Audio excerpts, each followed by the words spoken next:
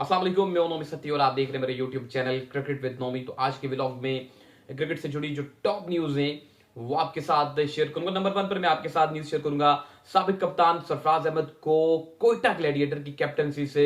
Remove कर दिया गया। और कैप्टनसी से रिमूव करने की जो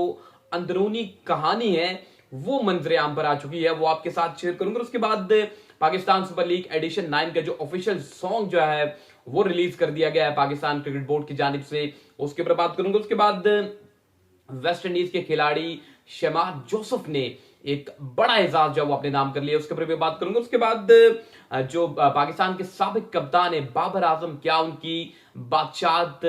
आईसीसी रैंकिंग में कायम है या नहीं, उस हवाले से भी कुछ अपडेट जो है वो सामने आ रही है। आईसीसी ने जो है वो नई रैंकिंग जो है वो जारी की है ओडीआई में, उसके ऊपर बात करूंगा। तो अगर अभी तक आपने मेरे यूट्यूब चैनल को सब्सक्राइब नहीं किया तो काइंडली इसको सब्सक्राइब कर ले, साथ लगे बेल के आइकन को प्रेस कर लें ताकि आने वाली जितनी भी नई वीडियोस हों उसका जो नोटिफिकेशन है वो बआसानी आप तक पहुंच सकते। बात करूंगा सरफराज अहमद को कैप्टनसी से जो है वो रिमूव किया गया है और कुछ इतला दिए हैं कि सरफराज अहमद ने खुद इस्तीफा दिया और कुछ इतला ये सामने आ रही है कि कोयटा ग्लैडिएटर की जो टीम मैनेजमेंट है वो एज अ कंटिन्यू नहीं रखना चाहती थी पीएसएल 9 में सरफराज अहमद को एज अ कैप्टन, और सरफराज अहमद जो है वो कैप्टनसी से अलग हो चुके हैं और एज अ प्लेयर कंटिन्यू करेंगे कोयटा ग्लैडिएटर के लिए एडिशन 9 में। तो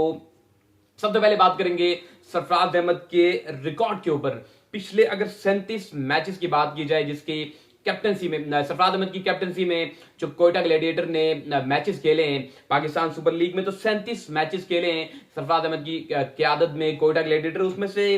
12 मरतबा जो वो कामयाबी मिली है कोयटा ग्लैडिएटर की टीम को और 25 मरतबा नाकामी का मुंह देखना पड़ा है कोयटा ग्लैडिएटर की टीम को सरफराज अहमद की क्यादत में। और विनिंग रेशियो जो है वो 32.43 है। तो यकीनी तौर पर जो रिकॉर्ड है सरफराज अहमद का वो बिल्कुल भी अच्छा नहीं है। पहले 4 सीजन कोयटा ग्लैडिएटर के लिए बड़े शानदार रहे, लेकिन पिछले जो 4 सीजन थे ना सिर्फ सरफराज अहमद बल्कि कोयटा ग्लैडिएटर की जो परफॉर्मेंस थी वो दिन ब दिन नीचे गई और कोयटा ग्लैडिएटर की जो परफॉर्मेंस का ग्राफ था वो भी नीचे गया। और यकीनी तौर पर इसी वजह से जब शेन वॉटसन को कोयटा ग्लैडिएटर का कोच मुकर्रर किया गया था, कोयटा ग्लैडिएटर की मैनेजमेंट की जानिब से अनाउंस किया गया था और जो है वो मोइन खान को हटाया गया था और उनको टीम डायरेक्टर जो है वो मुकर्रर किया गया था, उनकी जगह यकीनी तौर पर शेन वॉटसन को लाया गया। तो उस वक्त से मैं इन्हीं व्लॉग्स में आपको बता रहा था कि सरफराज अहमद को कैप्टनसी से रिमूव किया जाएगा, क्योंकि आपको पता है शेन वॉटसन जो है वो ऑस्ट्रेलिया कल्चर से हैं और यकीनी तौर पर ऑस्ट्रेलिया का माइंडसेट कुछ और होता है, क्योंकि है भी टी20 क्रिकेट और कोयटा ग्लैडिएटर की अगर परफॉर्मेंसेस अच्छी होती तो फिर शेन वॉटसन जरूर जो है वो कंटिन्यू करते सरफराज अहमद के साथ। लेकिन पिछले 4 सीजन में जिस तरह से कोयटा ग्लैडिएटर की परफॉर्मेंसेस रही हैं तो यकीनी तौर पर ऐसा लग रहा था और ऐसा कंफर्म था कि पीएसएल 9 में सरफराज अहमद जो है वो कोयटा ग्लैडिएटर की कैप्टनसी नहीं करेंगे। लेकिन अलबत्ता जो कोयटा ग्लैडिएटर के ऑनर है नदीम उमर, उन्होंने एक तकरीब में ये जरूर कहा था कि 10 सीजन जो है वो सरफराज अहमद कोयटा ग्लैडिएटर की कैप्टनसी करेंगे। लेकिन जब कमान संभाली शेन वॉटसन ने, ऑस्ट्रेलियावी माइंडसेट आया, तो उस वक्त से मैं आपको ये बता रहा था कि सरफराज अहमद पीएसएल 9 में कोयटा ग्लैडिएटर की कप्तानी नहीं करेंगे, क्योंकि उनका रिकॉर्ड भी अच्छा नहीं है कैप्टनसी के हवाले से। उसके अलावा उनका अपना रिकॉर्ड भी बहुत ज्यादा खराब है टी20 क्रिकेट में और पाकिस्तान सुपर लीग में। तो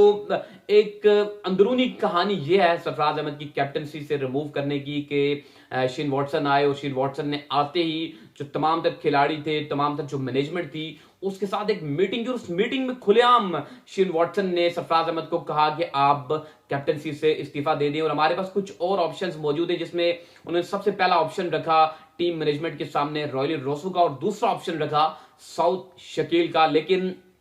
बाद में इत्तेफाक ये हुआ कि रॉयली रोसो का जो तजर्बा है वो काफी ज्यादा है साउथ शकील से, और क्योंकि रॉयली रोसो जितनी भी फ्रेंचाइज क्रिकेट होती है, गैर मुल्की लीग्स होती हैं, वहां पर जाकर परफॉर्म करते हैं और बड़े तजर्बेकार खिलाड़ी हैं साउथ अफ्रीका के। तो फिर शेन वॉटसन ने रॉयली रोसो को कप्तान बनाने की ठान ली और सरफराज अहमद को कहा कि आप कैप्टनसी से जब इस्तीफा दे दें, अलहदा हो दें कैप्टनसी। तो यकीनी तौर पर एक सेल्फ रिस्पेक्ट होती है। पिछले 8 साल से सरफराज अहमद जो है वो कैप्टनसी कर रहे हैं कोयटा ग्लैडिएटर की। उसके अलावा उनकी कैप्टनसी में पाकिस्तान ने चैंपियन ट्रॉफी जो वो जीत रखी है 2017 में, जब भारत को शिकस्त दी थी इंग्लैंड में। तो यकीनी तौर पर कुछ सेल्फ रिस्पेक्ट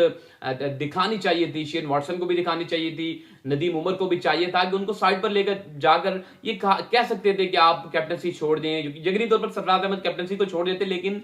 खुद ही कह रही थी एक जानिब जो नदीम उमर साहब थे वो ये कह रहे थे कि हम सरफराज अहमद को कैप्टनसी से रिमूव करें, दूसरी जानिब उन्हीं के team manager Azam Khan media से गुफ्तगू कर रहे थे और ये कह रहे थे कि सरफराज अहमद को हम जो है वो कैप्टन नहीं रखना चाहते। बलर PSL 9 में कोयटा ग्लैडिएटर की कैप्टनसी जो है वो रायली रोसो करेंगे, उनके वाइस कैप्टन मुकर्रर किया गया है साउथ शकील को। तो अब बात करूंगा पाकिस्तान सुपर लीग एडिशन 9 का जो ऑफिशियल सॉन्ग है वो रिलीज कर दिया गया है पाकिस्तान क्रिकेट बोर्ड की जानिब से, और काफी एडिशंस के बाद अली जफर की जो वो वापसी हुई है PSL के सॉन्ग में, और यकीनी तौर पर बड़ी शिद्दत से फैंस जो वो इंतजार कर रहे थे अली जफर, क्योंकि अली जफर ने जो 2 से 3 सॉन्ग्स बनाए थे पाकिस्तान सुपर लीग के लिए वो बड़े सुपर डुपर रहे थे और बड़े हिट हुए थे, उनको काफी जो है वो सुना गया था। और अब एक मतलब फिर आयमा बेग के साथ अली जफर की जो वो वापसी हुई है, आपने जरूर आगाह करना है पाकिस्तान सुपर लीग के सॉन्ग के हवाले से। अगर अभी तक आपने सुना है मुख्तलिफ सोशल मीडिया के प्लेटफॉर्म पर, तो आपने जरूर आगाह करना है कमेंट बॉक्स में कि अली जफर का ये सॉन्ग कैसा रहा PSL 9 के लिए। तो अब बात करूंगा शमार जोसफ, जिनको ऑस्ट्रेलिया में बड़ी जो है वो एक प्लेटफॉर्म पर मिला, उन्होंने टेस्ट क्रिकेट में परफॉर्म किया, अपना लोहा मनवाया ऑस्ट्रेलिया के खिलाफ, और 27 साल के बाद एक हिस्टोरिक विन मिली वेस्ट इंडीज की टीम को, और उसमें बड़ा अहम किरदार था शमार जोसफ का, और आज एक उन्होंने बड़ा एजाज अपने नाम कर लिया। ICC की जानिब से प्लेयर ऑफ द मंथ जो है वो अनाउंस किया गया है शमार जोसफ को। जिगरी तौर पर उस टेस्ट के बाद कई बड़े कॉन्ट्रैक्ट्स मिले शमार जोसफ को। सबसे पहले उनको कॉन्ट्रैक्ट मिला पाकिस्तान सुपर लीग का, और उसके बाद उनको एक बड़े कॉन्ट्रैक्ट से नवाजा गया IPL, जहां पर खिलाड़ी तरसते हैं उस कॉन्ट्रैक्ट के लिए, और शमार जोसफ को सिर्फ एक टेस्ट मैच की बुनियाद पर वो IPL का जो है वो कॉन्ट्रैक्ट मिला, और उसके बाद मजीद कई कॉन्ट्रैक्ट जो है वो अब मिलेंगे। यकीनी तौर पर पाकिस्तान सुपर लीग खेलेंगे, पाकिस्तान सुपर लीग के बाद फिर वो IPL खेलेंगे, और यकीनी तौर पर अगर उनकी परफॉर्मेंस की बात की जाए, किस परफॉर्मेंस की बिना पर उनको प्लेयर ऑफ द मंथ जो है वो अनाउंस किया गया ICC की जानिब से, तो यकीनी तौर पर टेस्ट मुकाबले में जहां पर टेस्ट विक्ट्री की एक शिद्दत से जरूरत थी वेस्ट इंडीज की टीम को ऑस्ट्रेलियावी सरजमीन पर, वहां पर उन्होंने 7 खिलाड़ियों को आउट किया और यकीनी तौर पर एक हिस्टोरिकल टेस्ट जीतने में कामयाब हुई वेस्ट इंडीज की टीम। और याद रहे उसी टेस्ट के दौरान वो अपने पांव के ऊपर बॉल लगने की वजह से जो वो इंजर्ड भी होते, मिचेल स्टार्क का एक उनको बॉल लगा था, इंजरी की वजह से उस मैच में उनको बाहर भी जाना पड़ा था, लेकिन उस इंजरी के साथ जिस तरह से उन्होंने एग्रेशन के साथ, जिस एग्रेसिव माइंडसेट के साथ उन्होंने गेंदबाजी की, यकीनी तौर पर वो काबिल तारीफ थी। इसी वजह से उनको एक बड़े एजाज से जो है वो नवाजा गया ICC की जानिब से, और उसके बाद उनको बड़े कॉन्ट्रैक्ट मिले PSL और IPL में। तो अब बात करूंगा ICC की जानिब से नई रैंकिंग जो है वो जारी कर दी गई है, और यकीनी तौर पर पाकिस्तान के जो साबिक कप्तान है बाबर आजम, उनकी बादशाह जो वो कायम है ODI क्रिकेट में। ODI फॉर्मेट में बाबर आजम नंबर